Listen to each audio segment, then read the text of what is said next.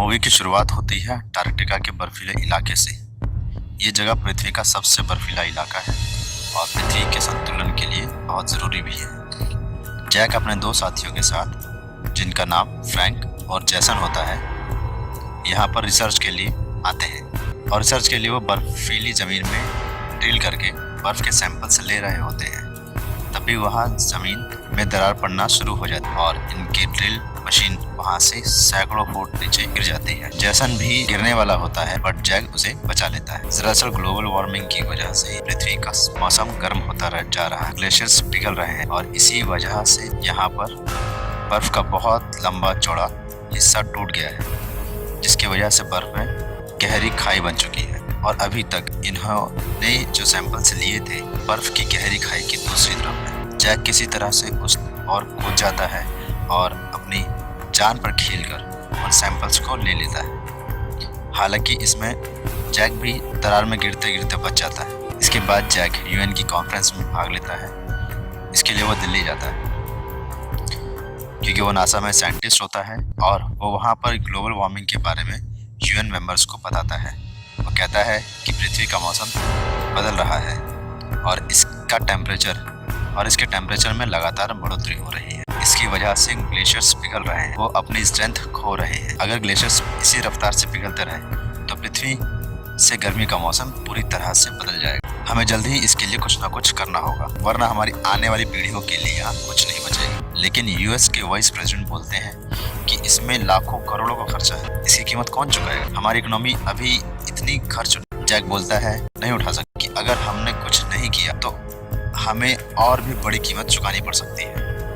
बर्फीली चोटियां बहुत तेजी से पिघल रही हैं और जो आखिरी बर्फ का टुकड़ा टूटा था उसका एरिया एक पूरे शहर के बराबर है। लेकिन जैक की इस बात को कोई भी सीरियसली नहीं, क्योंकि इस काम में काफ़ी ज़्यादा खर्च होता है और जैक की बातें भी उन्हें निराधार लगती। वहीं दूसरी तरफ कुछ दिनों में मौसम में अब बहुत तेज़ी से बदलाव होना शुरू हो जाते हैं। समुद्र में तूफान आना शुरू हो जाते हैं और एक जगह टेम्परेचर एकदम से 13 डिग्री नीचे गिर जाता है। अचानक आए इस टेम्परेचर में बदलाव के कारण टोक्यो में आसमान से बर्फ के बहुत बड़े बड़े टुकड़े गिरने लगते हैं और इससे बहुत से लोग घायल हो जाते हैं, बहुत लोगों की जान भी जाती है और काफ़ी ज़्यादा जान माल की हानि होती है। वहीं जैक अब अपने घर पहुंच जाता है और आने के बाद उसे पता चलता है कि उसका बेटा सैम, जो कि बहुत ही होशियार स्टूडेंट है, वह फेल हो गया है। और अब जब वह अपने बेटे से पूछता है कि वो फेल क्यों हुआ तो उसका बेटा जवाब देता है कि जवाब मेरे दिमाग में था डैड, और इसीलिए टीचर ने मुझे फेल कर दिया क्योंकि मैंने उसे सिर्फ लिखा नहीं। जैक बोलता है कि वह तुम्हें फेल कैसे कर सकता है, तुम मुझसे ज़्यादा होशियार हो। सैम कहता है कि मैंने भी यही कहा था पर उन्होंने मुझे फेल कर दिया। फिर सैम एक क्विज कॉन्टेस्ट में भाग लेने के लिए अपने दोस्तों के साथ न्यूयॉर्क जा रहा होता है और जब वो फ्लाइट में होता है तो एक बहुत भयंकर तूफान आता है। ऐसा लगता है कि जहाज अब पलट जाएगा, क्रैश हो जाएगा।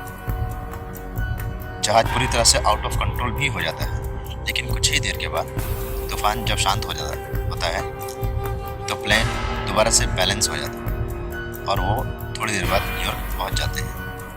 न्यूयॉर्क में बहुत ज़्यादा ट्रैफिक होता है और इसकी वजह से वो अपनी गाड़ी से उतर जाते हैं और अपने दोस्तों के साथ ही पैदल आगे चलने लगता है। वो देखता है कि आसमान में काले बादल छा रहे हैं और नज़ारा काफ़ी भयंकर होता है। ऐसा लगता है कि बहुत बड़ा तूफान आने वाला है और साथ ही वो ये भी देखता है कि लाखों पक्षी एक जगह से दूसरी जगह जा रहे हैं। वहीं दूसरी तरफ प्रोफेसर रैप्सन, जो कि समुद्र की मौसमी धाराओं पर रिसर्च करते हैं, वो जैक को दिल्ली में भी मिले थे। वो देखते हैं कि समुद्र में पहले एक जगह 13 डिग्री सेल्सियस टेम्परेचर कम हुआ था, जो उन्हें ऐसा लग रहा था कि वह किसी मशीन की खराबी के कारण हुआ है, पर अब वहाँ टेम्परेचर लगातार कम होता जा रहा है और अब ऐसा समुद्र के कई इलाकों में होने लगा था, जो कि किसी मशीन की खराबी से संभव नहीं था। वो समझ जाते हैं कि जैक ने जो यूएन कॉन्फ्रेंस में बोला था वो सब अब सच हो रहा है और वो जैक हॉल को कॉल करता है।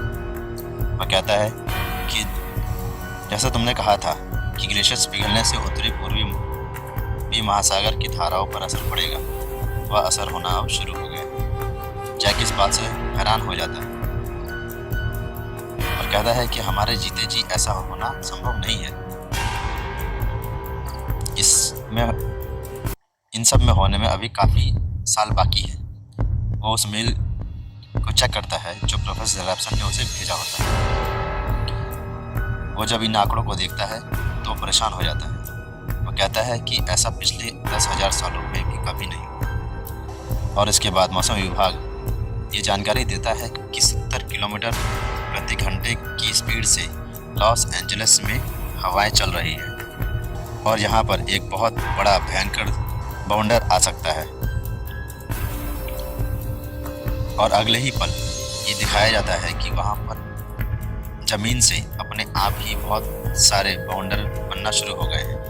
और बाउंडर इतना पावरफुल है कि बड़ी से बड़ी गाड़ी, पेड़, पहाड़, यहाँ तक कि गगनचुंबी इमारतों को भी उड़ाकर ले गए। और यह बर्बादी का सिलसिला घंटों तक चलता रहता है। और जब तूफानी बाउंडर थम जाते हैं तो लॉस एंजलिस शहर पूरी तरह से बर्बाद हो चुका होता है। और साथ ही साथ लॉस एंजलिस में मौसम काफ़ी ज़्यादा ख़राब होने की वजह से वहाँ की सभी फ़्लाइटों को कैंसिल कर दिया जाता है और अब एक इमरजेंसी मीटिंग बुलाई जाती है। इस मीटिंग में मौसम विभाग के अधिकारी, यूएस सुरक्षा कमेटी के अधिकारी और नासा के कई सारे साइंटिस्ट होते हैं। जैक भी उनमें से एक होता है। सभी साइंटिस्ट अपना अपना तर्क देते हैं कि इस तूफानी बाउंडर के पीछे आखिर क्या रीज़न था, लेकिन किसी की भी बात लॉजिकल नहीं होती। तभी जैक बोलता है कि आपने उत्तरी अंड महासागर की धाराओं पर ध्यान दिया। वो बताते हैं कि कल रात को उसे प्रोफेसर रैप्सन का कॉल आया था और उनके मुताबिक धाराओं की दिशा बदल गई है। तभी एक आदमी बोलता है कि ये कैसे हो सकता है। जैक समझाता है कि समुद्री धाराओं का संतुलन नमक के पानी और मीठे पानी के संतुलन पर निर्भर करता है। ग्लेशियर्स पिघलने से बहुत सारा पानी समुद्र में आ गया है और ये पानी इतना ज़्यादा है कि इसका आप अंदाज़ा भी नहीं लगा सकते। और मुझे ऐसा लगता है कि समुद्र से अब नमकीन पानी कम हो रहा है और इसकी वजह से जो होगा आप उसका अंदाज़ा भी नहीं लगा सकते। वो ये भी बताता है कि प्रोफेसर रैप्सन के रिसर्च सेंटर के पास कुछ जानकारी है और वे चाहते हैं कि मैं अपने प्राचीन यंत्र में उस जानकारी को डालकर आगे की मौसम की जानकारी जुटा सकूं। हालांकि उसका पिछली बार का अनुमान गलत था, लेकिन जैक ने जो अनुमान लगाया था उसके हिसाब से ये सब 100 सालों के बाद होना था। लेकिन ये बहुत ही जल्दी हो रहा है और इस बार जैक का अनुमान बिल्कुल सही है, लेकिन इस बार भी उसकी बातों पर कोई भरोसा नहीं करता और सब यूं ही इग्नोर कर देते हैं। उन्हें लगता है कि सिर्फ जैक की बातें एक थ्योरी है, प्रैक्टिकल में ऐसा नहीं होगा। लेकिन यहाँ पर कुछ लोग ऐसे भी होते हैं जो जैक की बातों को सपोर्ट करते हैं और वो उसका साथ देने का फैसला लेते हैं और वे इस पर रिसर्च करना शुरू करते हैं। और काफ़ी रिसर्च के बाद उन्हें ये पता चलता है कि आने वाले 8 से 10 हफ्तों के अंदर मौसम पूरी तरह से बदल जाएगा, जान माल की भारी नुकसान होगा। और इसलिए वो फिर से वाइस प्रेसिडेंट के पास जाता है।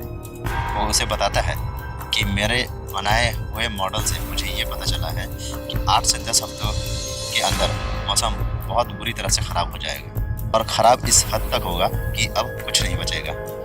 लेकिन वाइस प्रेसिडेंट कहते हैं कि तुमने दिल्ली में यूएन कॉन्फ्रेंस में बताया था कि ऐसा कम से कम 100 सालों तक नहीं होगा। जैक बोलता है कि मैं उस समय गलत था और तुरंत वाइस प्रेसिडेंट कहते हैं कि शायद तुम इस बार भी गलत हो। जैक बोलता है कि नहीं, इस बार मैं सही हूँ और हमें पूरा शहर खाली करवाना होगा ताकि कम से कम जान माल की हानि हो। लेकिन वाइस प्रेसिडेंट कहते हैं नहीं, तुम इस बार भी गलत हो और हम शहर को खाली नहीं करा सकते। इसके साथ ही वो वहाँ से चला जाता है। वहीं दूसरी तरफ ये दिखाया जाता है कि ब्रिटिश रॉयल फैमिली के 3 हेलीकॉप्टर्स कहीं जा रहे हो और वो धीरे धीरे बर्फीली तूफान के बीच चले जाते हैं। बीच में पहुँचने के बाद वहाँ हवा का दबाव बिल्कुल 0 हो जाता है और हेलीकॉप्टर ज़मीन पर गिरने लगता है, क्योंकि बिना हवा के दबाव के हेलीकॉप्टर नहीं उड़ सकते। और टेम्परेचर इतना ज़्यादा कम होता है कि हेलीकॉप्टर्स हवा में ही जमने लगते हैं और रॉयल फैमिली और पायलट क्रू पूरी की पूरी तरह से जम जाते हैं। वहीं दूसरी तरफ न्यूयॉर्क के मैनहट्टन शहर में, जहाँ पर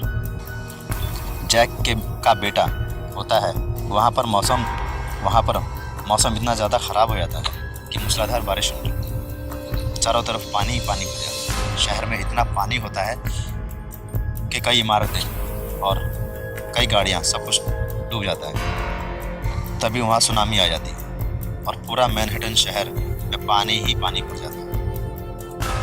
बहुत ज़्यादा जान माल की हानि होती है और सब कुछ तबाह हो जाता है। जैक और उसके दोस्त और काफ़ी सारे लोग किसी तरह से अपनी जान बचाकर पास ही की एक लाइब्रेरी में शरण लेते हैं।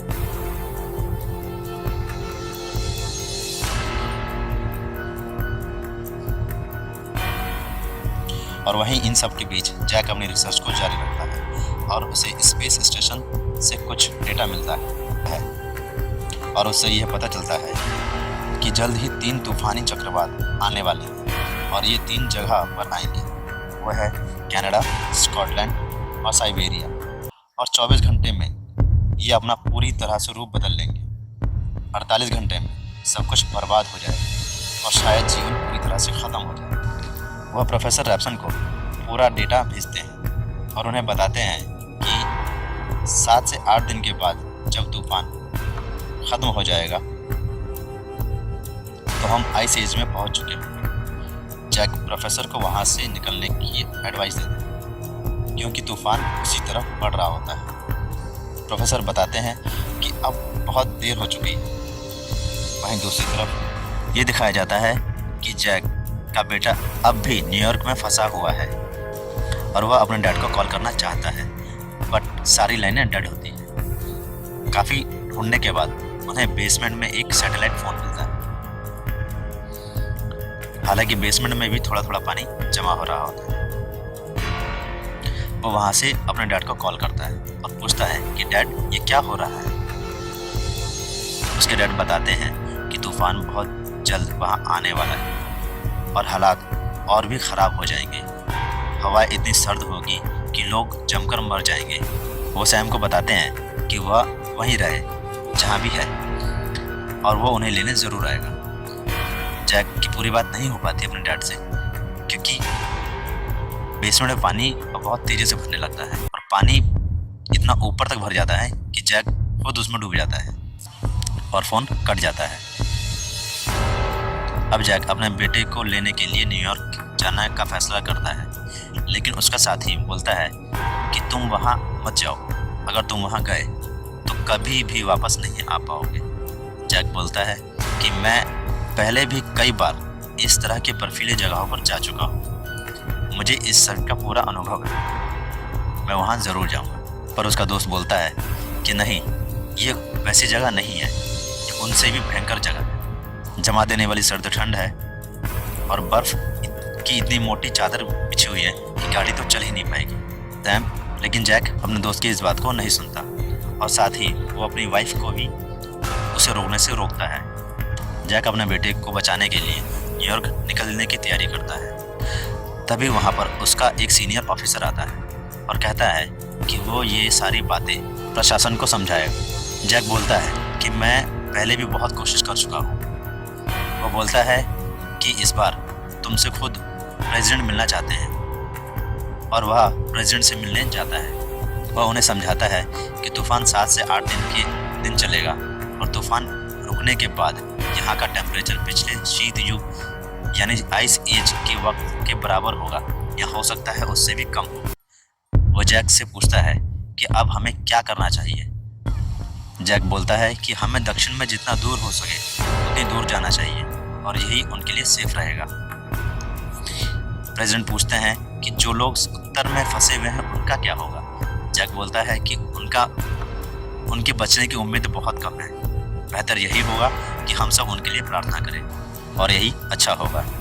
ये सारी बातें समझाकर जैक वहाँ से चला जाता है क्योंकि उसे न्यूयॉर्क के लिए निकलना होता है जहाँ उसका बेटा खुद फंसा हुआ है और वो एरिया भी उत्तर में है जहाँ बर्फीला तूफान आने वाला है। और अब प्रेसिडेंट ये डिसाइड करते हैं कि वो जैक की कही हुई बातें को मानेंगे, उन पर अमल करेंगे और वो वैसा ही करेंगे जैसा कि जैक ने उन्हें समझाया है। वहीं दूसरी तरफ ये दिखाया जाता है कि जैक अब न्यूयॉर्क के लिए निकल चुका है। न्यूयॉर्क में जिस बिल्डिंग में सैम ने आसरा लिया होता है वहाँ पर और भी बहुत सारे लोग होते हैं और वहाँ पर सैम के दोस्त भी होते हैं। अब यहाँ सड़कों पर इतना पानी होता है कि एक बहुत बड़ा समुद्री जहाज शहर में आ जाता है और अब टेम्परेचर बहुत तेजी से गिरने लगता है, सब कुछ जमने लगता है, बर्फीली हवाएं चलती है और जब पानी पूरे शहर में भरा था अब वो पूरी तरह से बर्फ बन चुका है। वहीं रेडियो पर दक्षिण की तरफ जाने का अनाउंसमेंट सुनकर वहाँ के कई सारे लोग दक्षिण की तरफ जा रहे होते हैं और ये देखकर और सुनकर अंदर लाइब्रेरी में जो सिक्योरिटी के लोग होते हैं वो ये ऐलान करते हैं कि अब हम भी इस जगह नहीं रुकेंगे क्योंकि यहाँ बर्फीला तूफान आने वाला है और हम लोग ये जगह छोड़कर दक्षिण की ओर चलेंगे। लेकिन सैम बोलता है कि हमें बाहर नहीं जाना चाहिए, हालात और भी ज़्यादा बदतर होने वाले हैं। अगर हम बाहर गए तो हम दक्षिण की तरफ तो नहीं जा पाएंगे लेकिन रास्ते में ही जमकर मर जाएंगे। सिक्योरिटी इंचार्ज बोलता है कि हम तुम्हारी बातों पर भरोसा क्यों करें। सैम बोलता है कि नहीं, मेरे पिताजी नासा में एक साइंटिस्ट है और उनके हिसाब से हमें अंदर ही रहना चाहिए जब तक कि मौसम ठीक ना हो जाए। लेकिन कोई भी वहाँ सैम की बातों को नहीं मानता और बहुत सारे लोग, लगभग सभी उनके दोस्तों को छोड़कर वहीं पर रुक जाते हैं और ख़ुद को गर्म रखने के लिए गर्म कपड़े और आग जलाने के लिए किताबों को इकट्ठा करने लगते हैं। वो एक कमरे में अपने आप को पूरी तरह से सील कर लेते हैं और ज़रूरत का सारा सामान इकट्ठा कर लेते हैं। वो यहाँ पर कुछ किताबें भी जलाते हैं ताकि गर्मी पैदा हो सके। सैम का दोस्त सैम से बोलता है कि पृथ्वी का नॉर्थ एरिया पूरी तरह से तूफान की चपेट में है। न्यूयॉर्क 15 फुट बर्फ के नीचे दबा हुआ है। मुझे नहीं लगता कि तुम्हारे डैड हमें लेने आ पाएंगे। बट सैम को अपने डैड की बातों पर पूरा भरोसा होता है और वो कहता है कि वो उन्हें लेने ज़रूर आएंगे। यहाँ जैक अपने साथियों के साथ कार से सैम को लेने के लिए निकल जाता है, लेकिन सड़क पर इतनी ज़्यादा बर्फ़ होती है कि वो ज़्यादा आगे गाड़ी से नहीं जा पाते और रास्ते में उनकी गाड़ी बर्फ़ में फंस जाती है और वहाँ अपने साथियों के साथ वहाँ से पैदल ही आगे बढ़ना शुरू करते हैं। बर्फ़ इतनी ज़्यादा होती है कि ऊंची ऊंची इमारतें तक पूरी तरह से बर्फ़ के नीचे ढक जाती है। अब दूर दूर तक सिर्फ बर्फ़ ही बर्फ़ है। वो अनजाने में एक बिल्डिंग की छत के ऊपर से जा रहे होते हैं जो कि पूरी तरह कांच से बनी होती है। तभी फ्रैंक के नीचे शीशा क्रैक होने लगता है और अचानक टूट जाता है, जिसकी वजह से उनके पीछे का साथी नीचे गिर जाता है और सभी नीचे गिरने लगते हैं क्योंकि वो सभी एक मजबूत रस्सी से बंधे होते हैं। लेकिन तभी जैक बर्फ में एक हुक फंसा देता है और उससे वो सभी रुक जाते हैं। लेकिन उनका एक साथी अपने भारी सामान के साथ हवा में ही लटका होता है, जिसकी वजह से उनकी रस्सी पर बहुत ज़्यादा जोर पड़ता है और कांच की छत और ज़्यादा क्रैक होने लगती है और टूटने लगती है। ये सब देख के उनका साथी जो लटका होता है वही समझ जाता है कि अगर उसने रस्सी नहीं काट ली और वजन कम नहीं किया तो उसकी वजह से उनके दो और साथी, जैक और एक और, वो भी गिर के मर जाएंगे। उनको बचाने के लिए वो अपनी रस्सी काट देता है और नीचे गिर जाता है, जिसकी वजह से उसकी मौत हो जाती है। ये सीन बहुत ही ज़्यादा इमोशनल होता है। और अब ये दोनों इसके बाद आगे बढ़ते हैं। अब इनके पास सेफ्टी के लिए, खाने के लिए, पीने के लिए कोई भी सामान नहीं बचा। ये सब बिना सामान के ही आगे का सफ़र शुरू करते हैं। वहीं दूसरी तरफ सैम और उनका दोस्त होता है। वहाँ पर एक और लड़की होती है जिसका नाम लॉरा होता है। दरअसल सैम लॉरा की वजह से ही यहाँ पर आया होता है। वह उसे पसंद करता है, पर लॉरा के पैर में एक चोट लगी होती है। ये चोट सुनामी के दौरान ही एक लेडीज़ को बचाते समय उसके पैर में लग गई थी, जो कि अब धीरे धीरे जख्म बन चुका है और इस जख्म में जहर भर चुका है और अब लॉरा को दवाइयों की सख्त ज़रूरत है, वरना उसकी जान भी जा सकती है। तभी उन्हें वो शिप दिखती है जो कि पानी में तैरती हुई आ गई और वो उन दवाइयों को लेने के लिए शिप पर जाते हैं। जब वो दवाइयाँ लेके बाहर आ रहे होते हैं तो उनका सामना भीड़ियों से होता है और वो किसी तरह से भीड़ियों से अपनी जान बचाकर उस शिप से बाहर आ जाते हैं। लेकिन जब वो लाइब्रेरी की तरफ बढ़ रहे होते हैं तो सैम देखता है कि अब वो तूफान के बीचों बीच है। हवा एकदम रुक गई है और लाइब्रेरी के ऊपर फहराता हुआ झंडा पूरी तरह से जम गया है। लाइब्रेरी भी जमने लगी। वो किसी तरह से भागते हुए लाइब्रेरी के भीतर प्रवेश करते हैं और अपने रूम में जाकर दरवाजा जल्दी से बंद कर देते हैं और जल्दी जल्दी कई सारी किताबों को जलाना शुरू करते हैं ताकि रूम में गर्मी और ज़्यादा बढ़े। वहीं दूसरी तरफ सैम के पिता जैक अपने दोस्त के साथ आ रहे होते हैं। वहाँ पर भी हर चीज़ जमना शुरू हो जाती है। वो भी एक जगह पर शेल्टर ले लेते हैं और जब तूफान वहाँ से गुजर जाता है तो वो भी उस लाइब्रेरी की तरफ बढ़ना शुरू कर देते हैं जहाँ जैक रुका हुआ है। वो रास्ते में ये भी देखते हैं कि बहुत सारे लोग बर्फ में जमकर मर चुके हैं। दरअसल ये वही लोग होते हैं जो लाइब्रेरी से दक्षिण की ओर निकलना शुरू किए थे, जिन्हें सैम ने रोका था। और अब सैम के डैड भी उस जगह पहुंच चुके हैं जहां पर सैम है और वो सैम को ढूंढना शुरू करते हैं। लाइब्रेरी के काफ़ी सारे कमरों को ढूंढने के बाद उन्हें एक कमरे से लाइट आती हुई दिखाई देती है और जब वो दरवाज़ा खोलते हैं तो पाते हैं कि सैम और उसके दोस्त सभी एक जगह बैठे हुए हैं और साथ ही में आग जल रही है। सैम अपने डैड को देखता है और काफ़ी इमोशनल हो जाता है। वो उनसे गले से लग जाता है और वो कहता है कि डैड, मुझे पूरा भरोसा था कि आप ज़रूर आएंगे।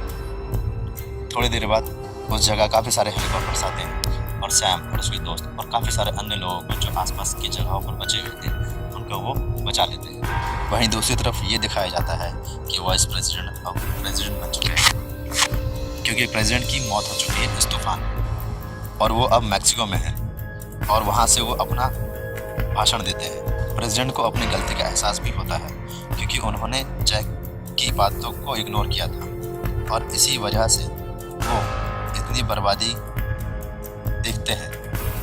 साथ ही वो ये भी कहते हैं कि हम प्रकृति का शोषण करेंगे और प्रकृति हमें इसकी सज़ा नहीं देगी, ऐसा तो हो ही नहीं सकता। प्रकृति ने हमें दिखा दिया है कि हमारी उसकी आगे कोई औकात नहीं है। ये फिल्म 2004 में रिलीज़ हुई थी और IMDb पर इसकी रेटिंग है 6.4। इस फिल्म का बजट था $125 मिलियन और बॉक्स ऑफिस पर इसने $553 मिलियन की कमाई की थी।